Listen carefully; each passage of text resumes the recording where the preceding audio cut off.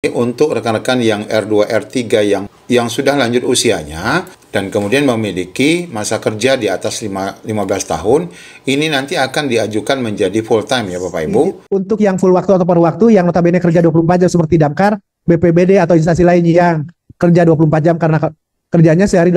Oh ya, ini Bapak Ibu, nomenklatur P3K dan nomenklatur P3K paruh waktu tidak diterjemahkan sebagai kerjanya setengah hari atau setengah jam kerja. Jadi nomenklatur itu digunakan untuk ada pemilahan, tapi tidak dalam konteks urusan tugas hariannya.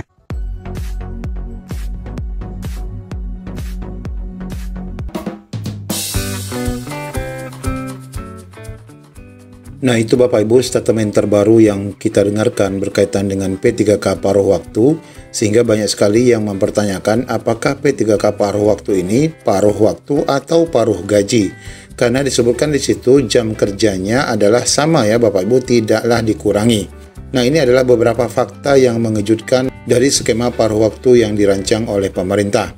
Nah, sebagaimana kita ketahui bahwa rekan-rekan yang mendapatkan kode R2, R3, kemudian nanti R4 dan R5, ini perlu kita jelaskan kembali bahwa R2 adalah K2 yang dinyatakan tidak mendapatkan formasi, kemudian yang R3 adalah rekan-rekan honorer yang masuk dalam database BKN, kemudian yang R4 ini statusnya belum muncul ya Bapak Ibu di pengumuman tahap 1 karena R4 adalah non-ASN yang minimal 2 tahun. Nah, ini nanti akan muncul status R4 ini apabila ada pengumuman di tahap 2. Demikian juga dengan R5 ini akan muncul nanti di tahap 2 adalah untuk rekan-rekan prajabatan. Nah, berikut kita akan sampaikan 3 kabar berkaitan dengan rekan-rekan paruh waktu atau mungkin disebut dengan paruh gaji ya, istilah baru saat ini.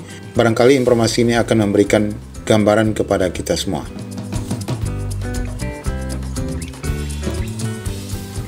Nah, dengan adanya wacana P3K penuh waktu dan P3K paruh waktu yang diskemakan oleh pemerintah, di sini memunculkan meme-meme lucu ya. Nah, Bapak Ibu, tentu saja meme lucu ini adalah terbit akibat kekecewaan ya bagi rekan-rekan non-ASN yang dinyatakan tidak mendapatkan formasi. Sehingga di sini kita nampak meme lucunya kalau penuh waktu baju korprinya ini penuh ya sampai ke celana-celananya. Sedangkan yang paruh waktu adalah hanya menggunakan baju dan menggunakan celana hitam layaknya ASN normal ya.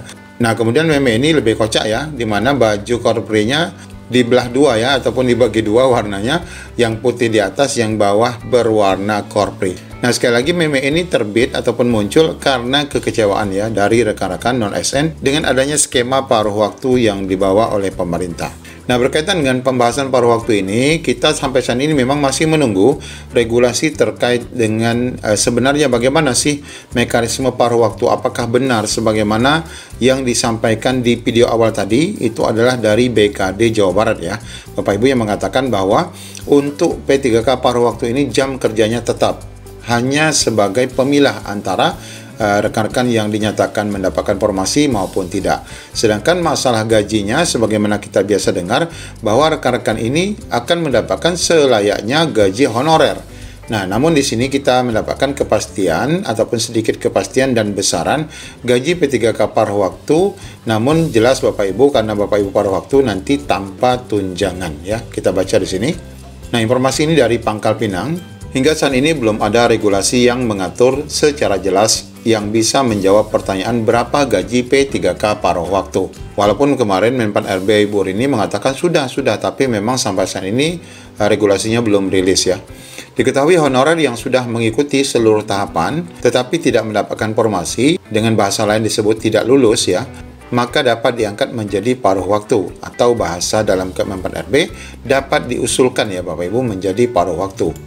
BKD Bangka Belitung Susanti mengatakan pegawai honorer yang tidak lulus seleksi P3K tahap 1 atau tadi tidak mendapatkan kuota akan dialihkan sebagai P3K paruh waktu. Ini sudah tidak asing lagi.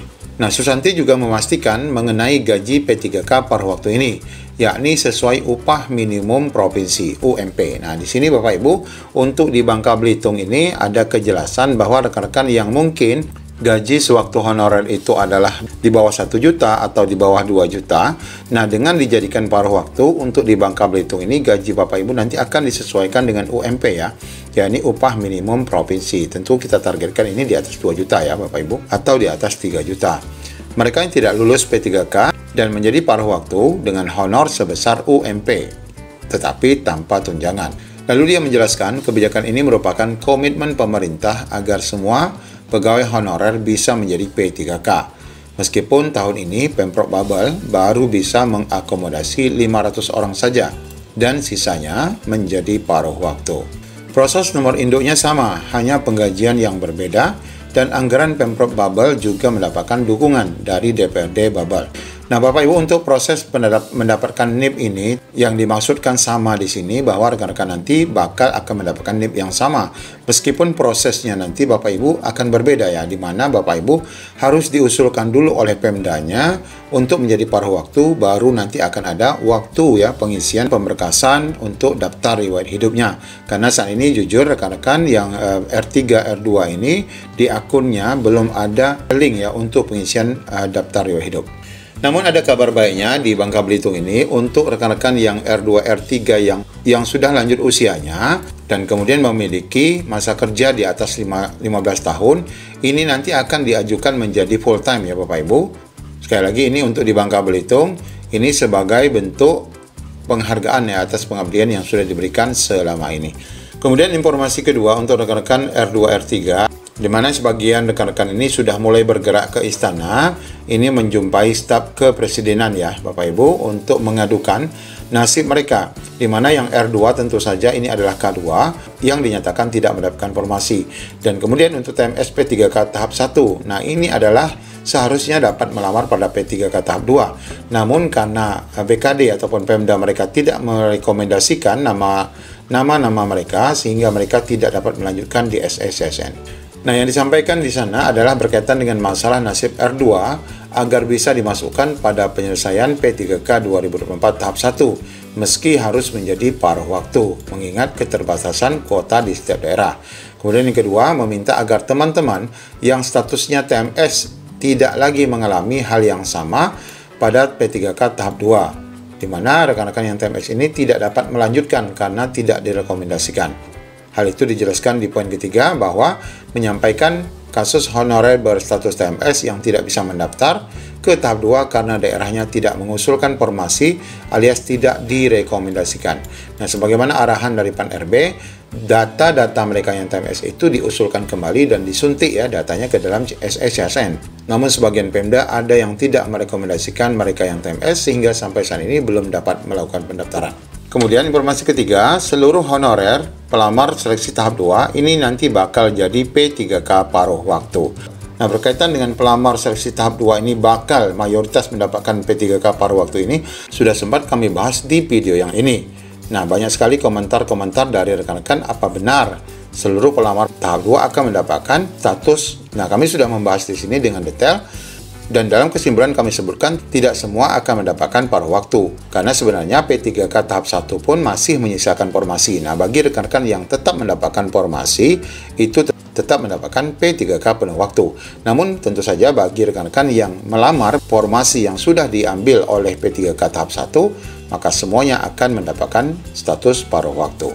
Nah, ini terjadi di Kota Serang ya, di mana pemerintah Kota Serang Banten ini hanya menjatahkan sebanyak 225 P3K-nya, di mana formasi yang tersedia itu sudah pun terisi semua ya pada P3K tahap 1. Karena itu seluruh honorer pelamar P3K tahap 2 di lingkungan Pemkop Serang yang mana dinyatakan memenuhi syarat dan ikut seleksi tetapi hanya akan diangkat menjadi P3K paruh waktu.